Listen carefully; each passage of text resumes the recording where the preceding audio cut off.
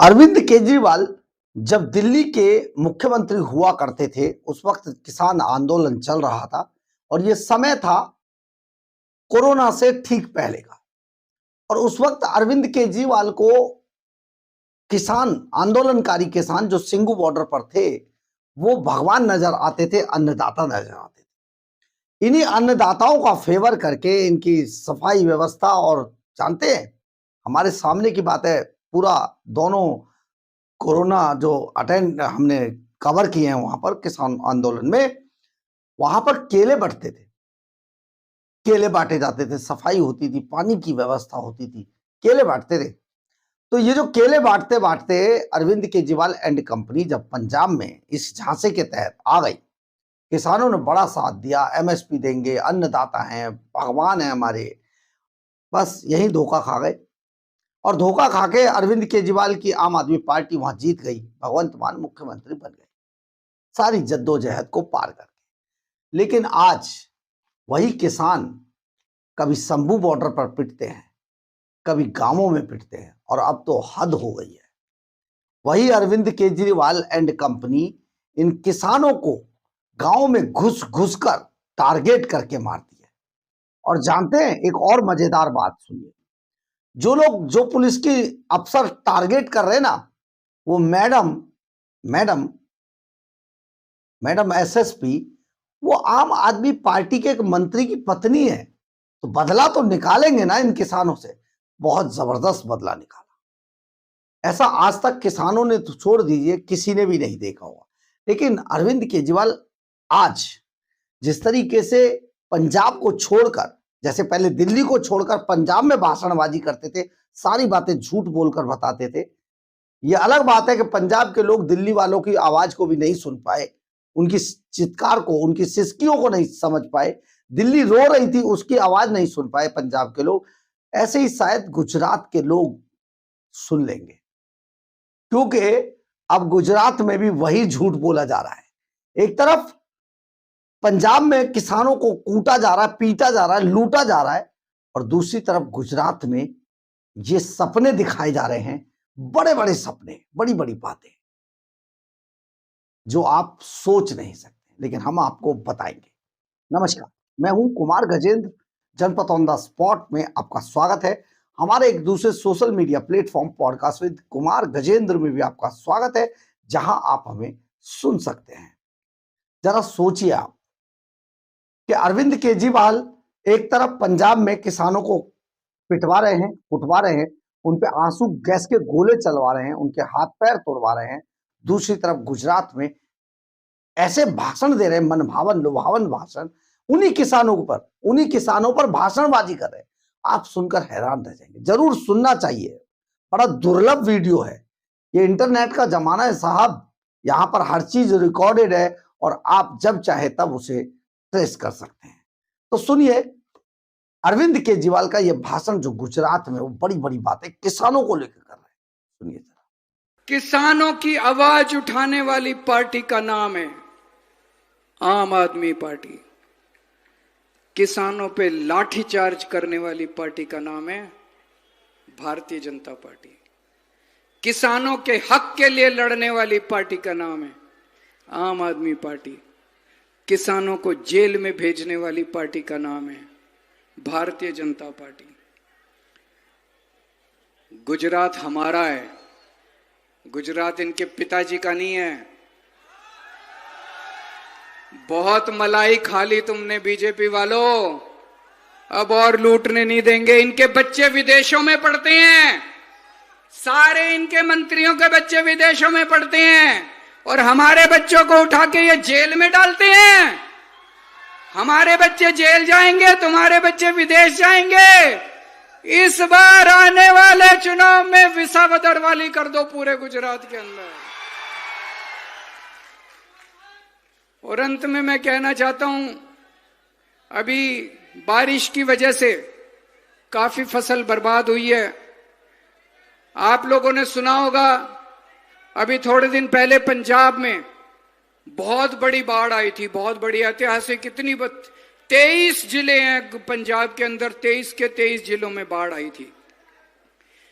एक महीने के अंदर भगवंत मान साहब ने सभी खेडूतों के अकाउंट के अंदर, बैंक अकाउंट के अंदर 50,000 रुपए हेक्टेयर के हिसाब से पैसे जमा करा दिए एक महीने के अंदर। आज हम खेडूतों के तरफ से मांग करते हैं गुजरात सरकार को कि जिनकी फसल बर्बाद हुई है, सब लोगों को 50,000 हेक्टेयर के हिसाब से उनके अकाउंट के अंदर पैसे जमा। आपने सुन ही लिया होगा अरविंद केजरीवाल किसानों को लेकर वहां क्या कह रहे हैं, लेकिन जब वो वहां पर भाषण दे रहे हैं ना, उसी वक्त पंजाब में क्या हो रहा था ये भी थोड़ा सा जान लीजिए।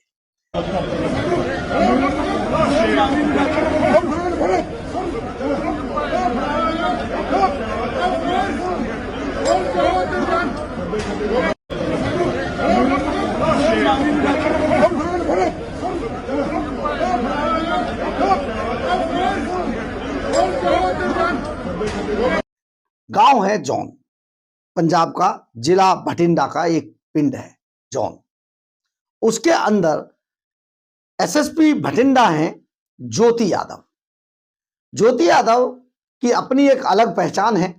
वो खाकी वर्दी पहन के तो है ही, एसएसपी साहिबा तो हैं ही, साथ ही आम आदमी पार्टी के एक मंत्री की पत्नी भी है। तो आप सोचिए, आम आदमी पार्टी का जो विरोध करेगा तो उन्हें तो ऐसा गुस्सा आना ही था। बस फिर क्या था, जौन में किसानों पर आंसू गैस के गोले चढ़ाए गए, लोगों के घरों में घुस गई पुलिस, छतों पे चढ़ गई पुलिस और किसानों को जमकर कूटा। और जमकर कूटने के बाद गांव में घुस घुस कर पीटा गया है। और यहां पर एक किसान नेता है जिनका नाम है चरणजीत सिंह।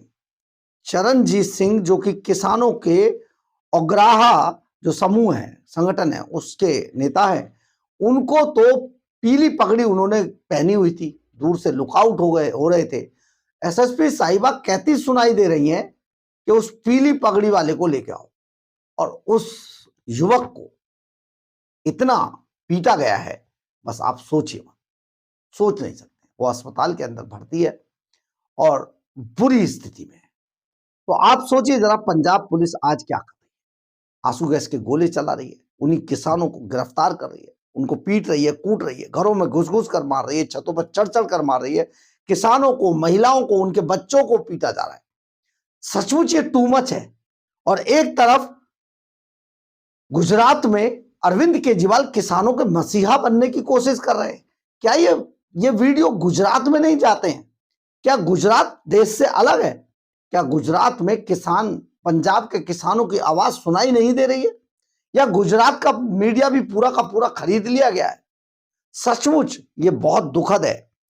आरोप है कि एसएसपी ज्योति यादव ने जो स्पेशल कहा कि उस पीली पगड़ी वाले को पकड़ कर लाओ, और पुलिस का जो आदेश सुनकर अपने अफसर का, इसके बाद पुलिस वालों ने जो ज्यादती की है ये किसी से छिपी हुई नहीं है। बहाना ये बना दिया कि उनके डीएसपी के साथ जो है मारपीट हुई थी, डीएसपी जो है वो चोटिल हो गए थे, इसीलिए लोगों को पीटा गया है। लेकिन सबसे बड़ी बात, अगर डीएसपी चोटिल हो भी गए थे तो कानूनी कार्रवाई करते। किसानों को पीटने का हक तो किसी को नहीं दिया है, और किसानों को किसी को भी पीटने का हक पुलिस को नहीं दिया गया है। तो फिर पुलिस ये कर क्या रही है? पंजाब में ये हो क्या रहा है? पंजाब में चुनाव से ठीक पहले पूरी नौटंकी चल रही है, और आने वाले दिनों में और भी बहुत सारी तस्वीरें आपको पंजाब के अंदर नजर आएंगी, क्योंकि पंजाब में चुनाव बेहद नजदीक है।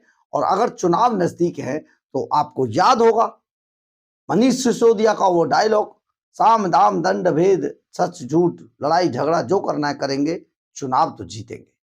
लेकिन मनीष सिसोदिया साहब भूल गए कि नहीं जीत पाएंगे, क्योंकि पंजाब अब समझ चुका है कि दिल्ली को लूटने के बाद ये लुटेरे जिस तरीके से पंजाब में घुसे थे और पंजाब को लूटकर 5 लाख करोड़ के कर्जे के आसपास पहुंचा दिया है, ये अब उनके लिए नामुमकिन ही नहीं, मुश्किल ही नहीं, नामुमकिन है। तो सोचिए आप जरा कि पंजाब में किसानों के साथ जो जातियां हो रही हैं, सचमुच बहुत दर्दनाक है। और ये वो लोग हैं जो किसानों के लिए कभी अन्नदाता हुआ करते, जो केजरीवाल के अन्नदाता थे। जिनके बारे में गुजरात में यही केजरीवाल कह रहे थे मैंने 50-50 हजार का भगवंत मान ने मुआवजा दे दिया है, जबकि भगवंत मान ने 20,000 रुपए का मुआवजा फिक्स किया। तो आप सोचिए झूठ कहां तक बोला जा रहा है और किस तरीके से किस लेवल तक बोला जा रहा है। तो आप समझ जाइए कि पंजाब के अंदर स्थिति क्या चल रही है। लेकिन पंजाब में पुलिस के जरिए से चुनाव जीतने की और लोगों की जो विरोध की आवाज है उसे दबाने की जो कोशिशें चल रही हैं वो कामयाब नहीं हो पाएंगी, ऐसा पंजाब के सभी नेता लगातार कह रहे हैं। बहरहाल अगर आपको हमारी ये खबर अच्छी लगे तो आप इसे लाइक, सब्सक्राइब और शेयर जरूर करें।